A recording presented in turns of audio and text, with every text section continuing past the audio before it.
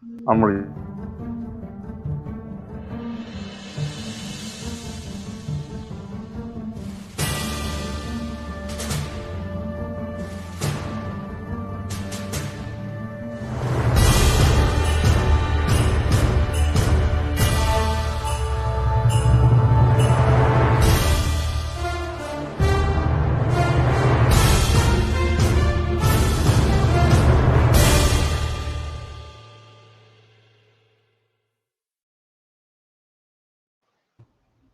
good afternoon, everybody, and welcome to my first out of five ones today. Don't forget, 8:30 tonight. Don't forget, we got the wonderful Mark Memphis back again. Yay! And you be quiet. And anyway, I'm just telling my guests to be quiet. And but we got a few more. And don't forget, Mary Ann, 9:30. She's really, really good drawer. She can make, if you tell her the drawer circle, she can make anything from it. And she's a really good drawer. And what we do is with the drawings that she makes, we usually auction it off and everything for charity. So please, please come and watch that. That is fantastic. In the meantime, don't forget 8 o'clock. We have got the wonderful Susan Lee, and then we got Darren all the way from USA, telling us more about Trumpy and find out what he's going on about, Mr. Trump. He says that Mr. Trump wants to actually go back into the to be president again. Well, we don't know, do we? There you go. Anyway, but we have got Beth. Hello, Beth. Hi, just to say what a great lineup you've got tonight. That's awesome. So yeah, nice one. Hi everyone. Yeah, good to be with you again. I thought we'd talk this week about building rapport, right? Because building rapport is something, it's basically just about advanced communication skills, really. It's just about kind of getting on someone's wavelength. And this, in a way, has kind of got a bit of a bad rap in the past because it's something that the military learns how to do, hostage negotiators, Secret Service, and salespeople. And it's often seen as a way of sort of manipulating and controlling and things like that. But what it's actually about is about creating a better connection with people and deepening relationships. And it can be so useful for just normal people in the street like us, to use consciously what we're already doing unconsciously. So just to explain that, as you know, I'm the change coach, and I'm a master practitioner in neurolinguistic programming. And a lot of what NLP does is it helps us to use stuff that we are already doing unconsciously in a useful way.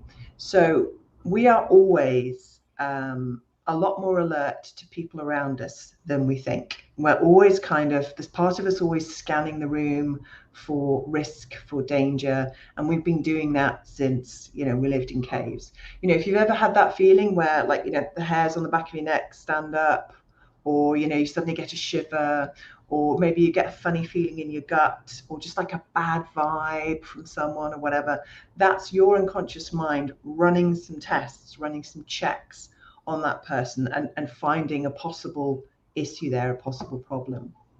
So when we bring that into consciousness, we can actually use it in a positive way. So yes, it's warning us of potential danger, but most people that you meet just sort of on the bus or in a cafe or at work and things, that they're not an actual threat to your life, particularly. And so we can use it in a much more positive way to actually create better connections with people. And I'm thinking about, well, so I coach a lot of elite US business people who they're already kind of at director level. They're already earning six figures, but they want to be like vice presidents and things like that. And they learn how to build rapport, so that they can have the edge, so that they can have excellent relationships within business and achieve what they want to achieve. And also, I have a lot of clients in my coaching business who are struggling with dating. They're struggling with relationships, and a lot of it is, he doesn't seem to understand me. We don't seem to talk anymore. Whenever I say one thing and I mean this, then they just think it's that, and it isn't. I don't mean that at all. That sort of problem with communication and things. Mm. So in our everyday lives, also I found it really useful for parenting teenagers. Mm-hmm. So it's great for your parenting skills as well, building rapport. So there's lots of ways to it can benefit all of us just in our everyday lives, really. So I just wanted to chat a bit about that. Brilliant. So the first thing, what I really want to know is how do you build rapport and make it meaningful? Okay. So the way to build rapport, I would say in general, there are sort of three main rules. Like a really, really big thing, right, is listen, right? So many people, they don't listen. Okay, what they're really doing is they're either waiting for the other person to finish talking, or they are trying to listen, but they're distracted because there's something else going on. Maybe you think about mums with toddlers or whatever, and they're having sort of fractured conversations, or sometimes you've got a podcast on or a radio program in the background, and you're trying to listen to it, but you're trying to do other things at the same time. Um, and often people are listening, but at the same time they've got an interior dialogue going on, like what's that person going to say next? What are they thinking about me?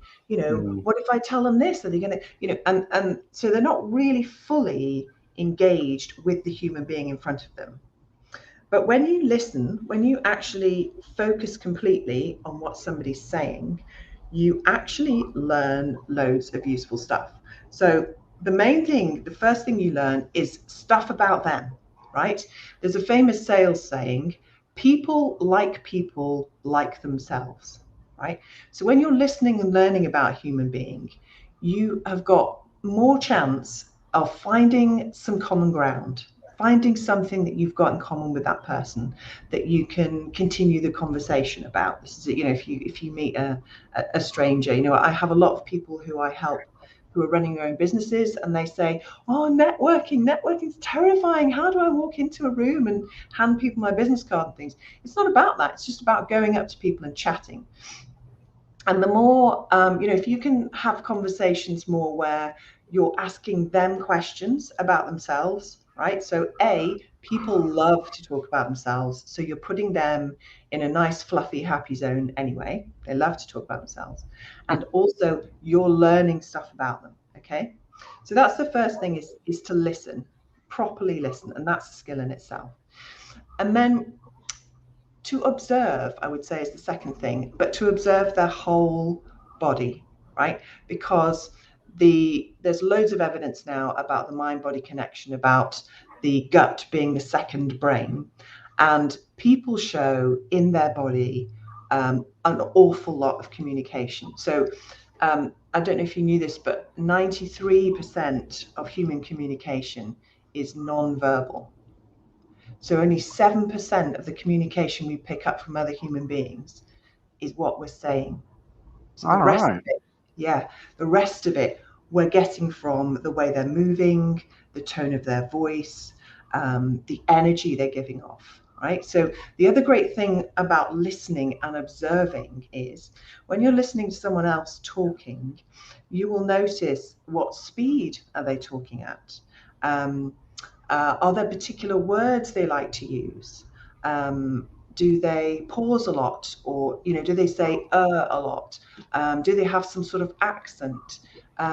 What's their mood? Do they sound happy and upbeat and energized, or do they sound quite low? And all of these things are really important because it helps you resonate with that person. So, for instance, if I get a client who comes into one of my sessions and they're obviously feeling low, they're feeling attacked, they're feeling afraid, the last thing I'm going to do is go, hi, how are you doing? You're having a great week. Tell me what's going on. Because they're just going to go, oh, So what I do is I observe the energy that's coming at me. I observe the way they're talking to me, and I meet them where they are. So they feel a bond with me straight away. And you can do this with anyone, right? So anyone that, you just meet for the first time, think about the pace that they're speaking at, the kind of words they're using, the energy that's coming through, what kind of mood they're in, and just meet them where they are, right?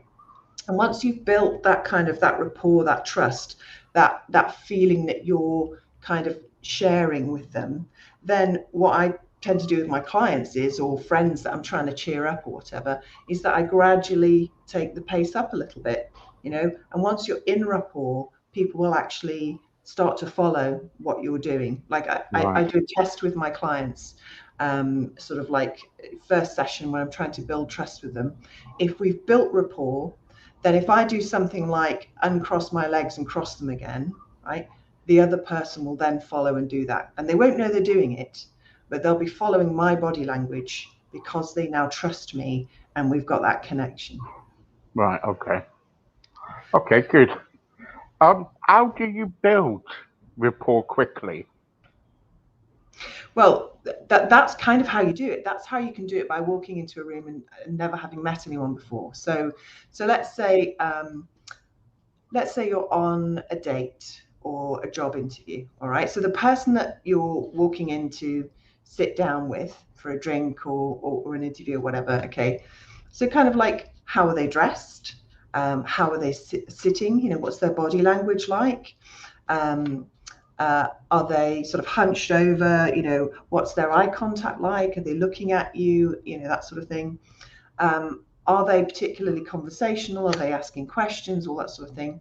These are all things that what you can do is you can basically mirror back to them what they're doing, right? Because it goes again right back to the caves. I'm always talking about this, but this is where the most powerful part of our brain evolved, and this is how humanity's got this far, is that essentially you're unconsciously scanning whether this person is likely to be in your tribe or not. So you're looking for markers in the way they speak, the way they look, the way they sit, the references, maybe the cultural references they're using. We're computing all of this unconsciously when we're interacting with someone for the first time. But when you're doing it consciously, what you can do is you can gently emulate their body posture. You can use a few words that they like to use. Say it's someone who sort of says awesome all the time, right? Awesome's like a really great word for them. They love to use that.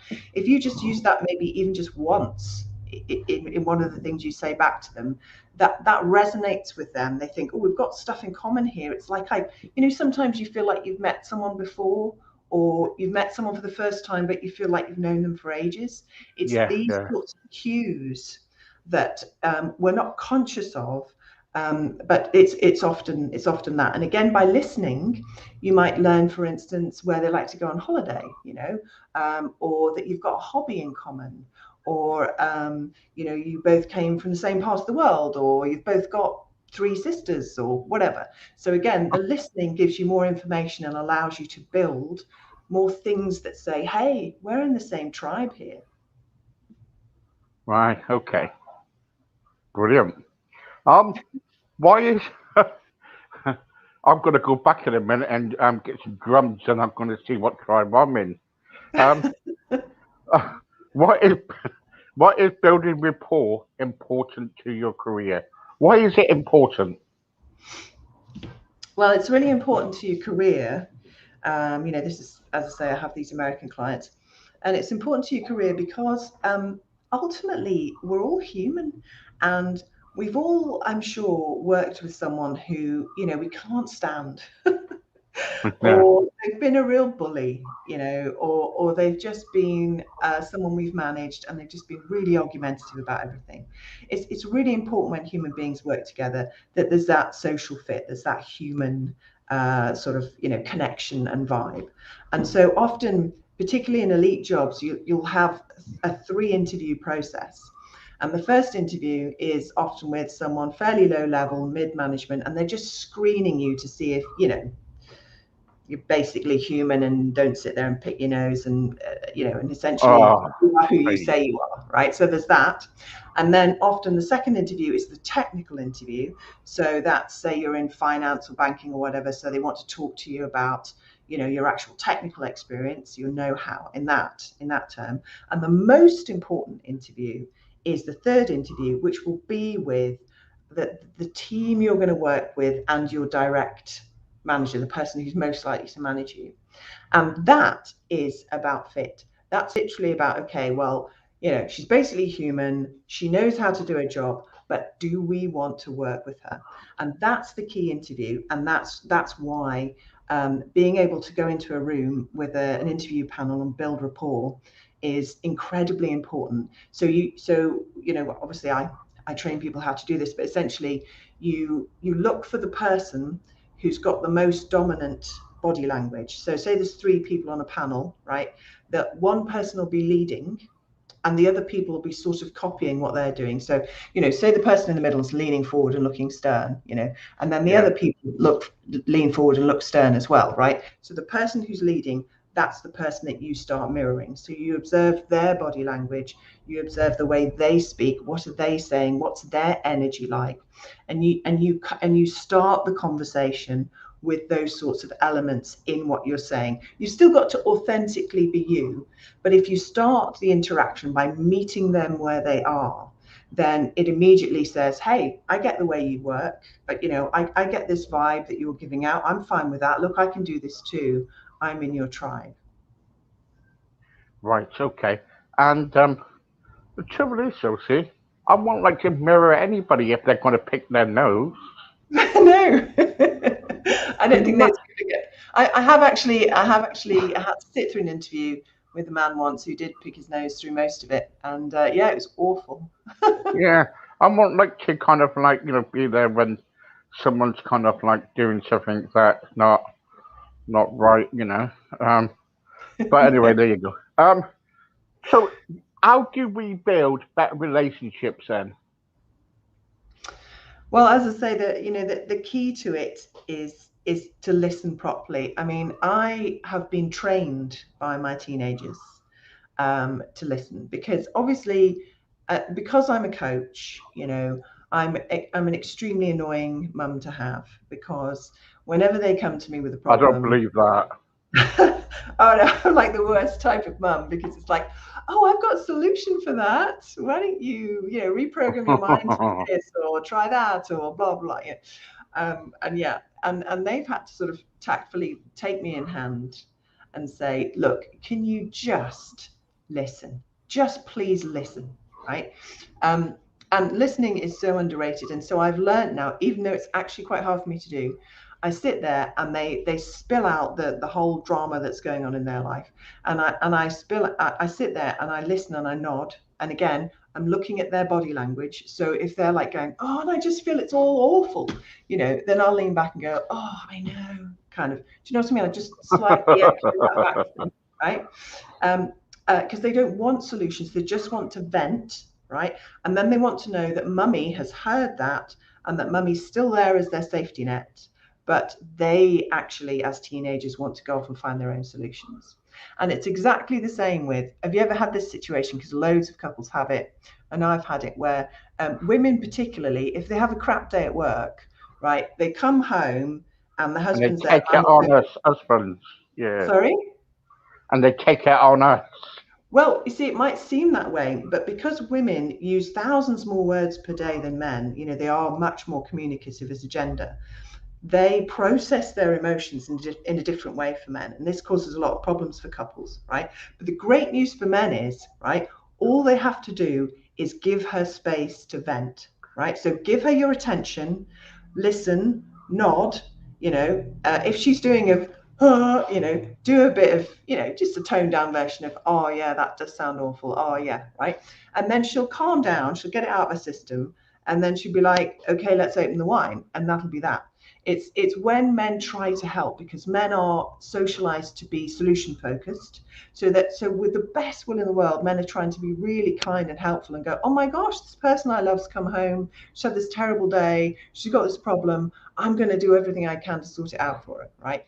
Women don't want that. What they want is to be heard, right? Same with dating. If there's men who are struggling with dating, one thing they might be doing wrong is that they are trying to put the woman at their ease, often again, really good intentions, by sort of going, don't worry, I'm not some weird, scary bloke. Let me tell you all about myself, right? And there are some men with weak egos who have to tell you all about how great they are or whatever. But most men, they mean well, but they're kind of trying to sort of say, so I do this and I do that, and I'm just a normal bloke and blah, blah, you know. Whereas actually, what women find is that that's a bit frustrating because they feel ignored. They feel they can't get a word in edgeways. They feel that the man actually isn't interested in them. So, boys, if you really want to succeed on a first date, you know, listen, ask questions, just nice, friendly questions, and sit and give them your attention and listen to them, and show that you've listened by then asking a supplementary question. You know, so you know something that you'd only ask if you'd actually been focused on them. So what you can give a woman on the first date is your attention, your listening, and I promise you, you'll get much better results than trying to explain and justify and impress, and you do all the talking. Yeah, yeah.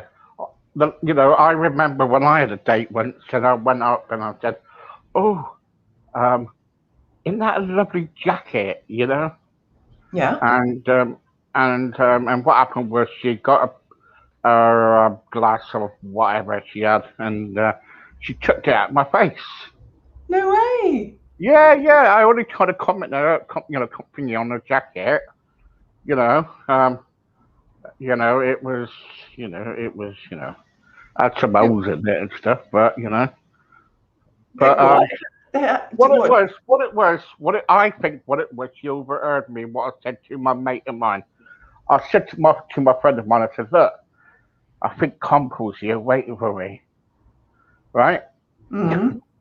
And all of a sudden, I just went over to her and I said, "Oh, I love your jacket."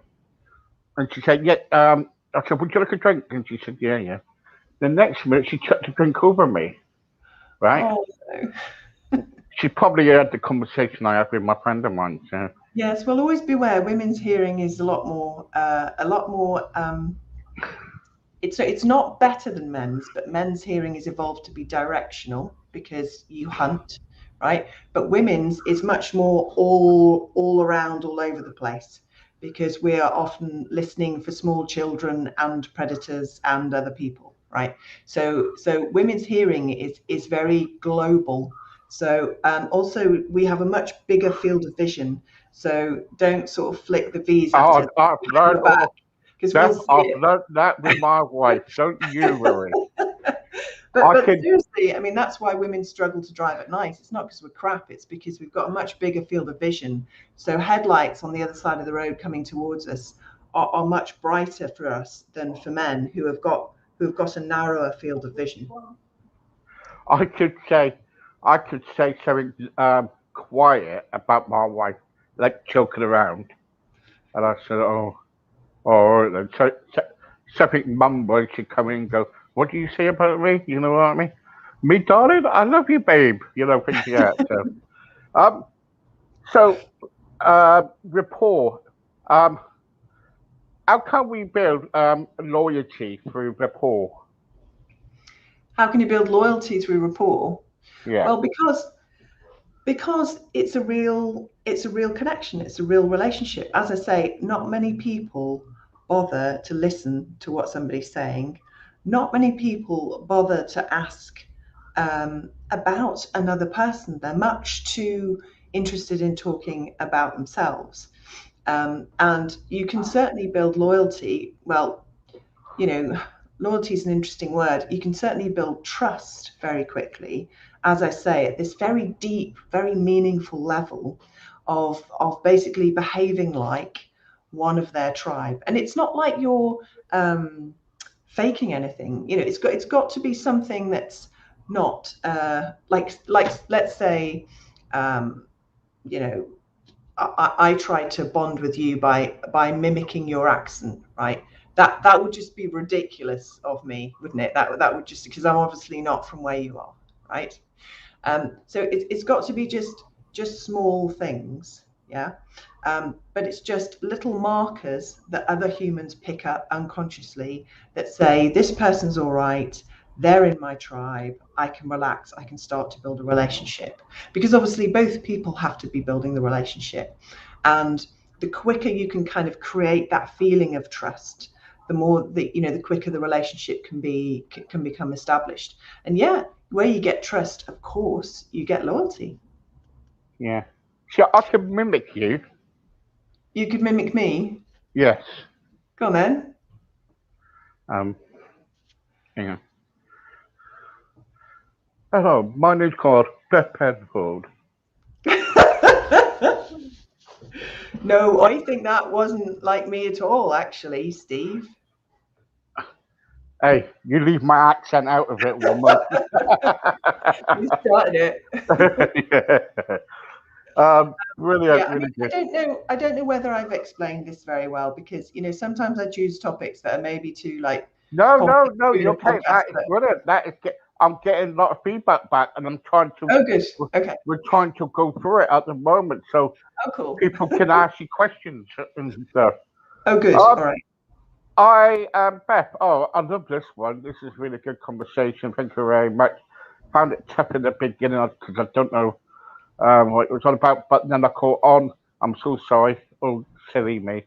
How do I make rapport with my fiance? Because at the end of the day, he keeps on coming saying that he loves me, and next minute we fall into an argument over something stupid. Hmm. Yeah. Okay. So if he comes home, so first of all, how does he come home? How does he walk into the room? Is he full of a big sigh? Does he seem tired? Does he seem defeated? Or is he loving what he does during the day? Is he coming home energized? What's his body language like? What energy is he coming at you with? Okay, Right. so again, start by meeting him where he is. Because a lot of people, how it is, they get home. I have a little ritual actually. If I have a crap day and I'm outside the house, I kind of like scrape my shoes on the step, and like so I'm scraping off any bad vibes so that I can walk into the house feeling good, like I've left it all behind. It's like dog poo that's just smeared off my shoe. But a lot of people, they don't know how to process their emotions, and so they bring some energy into the house. So have a think about, because he may say, hi love, how was your day? Oh, I do love you, but he's not saying it with the emotion, with the right emotion. Do you know what I mean? So Mm. instead of listening to the words, remember that words people say are actually only 7% of communication. Just try and observe what his body's doing. How is he standing? Is he touching you? What's his eyes doing? Is he looking at you? Is he smiling at you? How's he sounding? That kind of thing. What else is he saying? What's the wider context? People don't just walk into the house and go, hi, I love you. So what else is going on? What's the bigger, deeper picture there? And sometimes men, they like to know that you care, but they don't necessarily want you to ask loads of questions about it because they might be processing it themselves. So one of the most powerful things that you can do sometimes with a man is to just sort of sit with them, right? Like maybe he's got a habit of, he comes in and makes himself a cup of tea or a gin and tonic or something, and he sits down at the table and he's not particularly talkative. So rule one for a man is it's always better to sit next to a man than opposite a man, because men are, again, just programmed to see, face-to-face contact as slightly more adversarial than sitting next to, right? And maybe just try sitting with him instead of starting a conversation that might lead to an argument. Just sit with him, and I'll tell you one thing for couples particularly. There's a very famous NLP guru called Tony Robbins. Like he's everywhere. He's all over the internet. But he used to be a sex therapist before he became famous. And the first thing he used to tell every couple to do was to match their breathing. Again, it's a very, very powerful way of building rapport. So try just sitting with your partner, right? And just gently tuning into their breathing, and just sit there and just don't say anything about it, but just breathe with them. Just breathe at the pace they're breathing and things, right? And just sit there for a couple of minutes, because again, silence, such a rare thing, space to process, space to maybe he needs to go through a transition when he gets home, and all that sort of thing. So maybe read the full picture, not just the words that he's saying, and maybe try some silence and just sitting alongside, just sharing his energy instead of trying to change it or challenge it or anything like that. I hope that might be useful. Just try it and see what happens. You can always let me know how it turns out. I would love to know. Yeah, but she'll probably get divorced by Friday. No, I wasn't joking. I wasn't joking. Okay, guys, thank you very much. Sorry about all your questions, but what I will do, I will paste them all later on after them when I've done all my shows, and I will get them over to Beth because I'm sure she will be able to answer them. Because I'm not a counsellor. My wife says to me, I am pointless. I said to my friends of mine, I said to my friends, if you want any advice about relationships, I'm the man. And my wife said, don't listen to him. Don't listen to him. And she's totally right. My show is totally right. But anyway, I cannot say nothing because my wife is sitting on the sofa across from me, and I do not want anything choked. All I can say is that you do gotta love your partners. That's all I can say. Thank you, Beth, and thank you very much for that. That was a good conversation, actually. That was really, really good, and I think hopefully, we can all learn something from that. Yeah, if everyone who listens, just try sitting for a couple of minutes and just matching your partner's breathing and just see what happens. I think you'll find it a really good, easy rapport building, intimacy building exercise.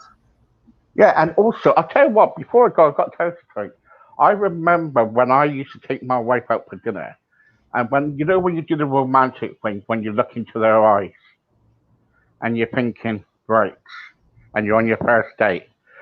So they'll turn around and go, what's he after? Is he after, like, something, or whatever? And I said, no, I'm just a man, And that was it. But the trouble is, what you've got to realize is that my wife won't let me do anything for about a year. So there you go. So it was tough, but the trouble is, okay, we don't get away with a lot, us men, but I think you always got to remember that the wife is in charge or the partner's in charge. Is that Well, right, yeah, Jeff? I think if you really love someone, you meet them where they are, and maybe the pace they want to move at isn't the pace that you ideally would like to move at, but it's always your choice whether you're Yeah, willing to slow down because being with them means more. And I guess that's the choice that you made, Steve, and I'm sure that you're very glad that you did. I'm glad. But the trouble is, though, I can't take her back where I met her because the building's no longer there. I don't know how she puts up with you, Oh really. no, I know. Honestly. I Oh, don't. I don't. But there you go. Thank you, Beth. Thank you once again. it's been lovely as always. Take care, people. Thank you. Bye. Bye. Bye. Bye.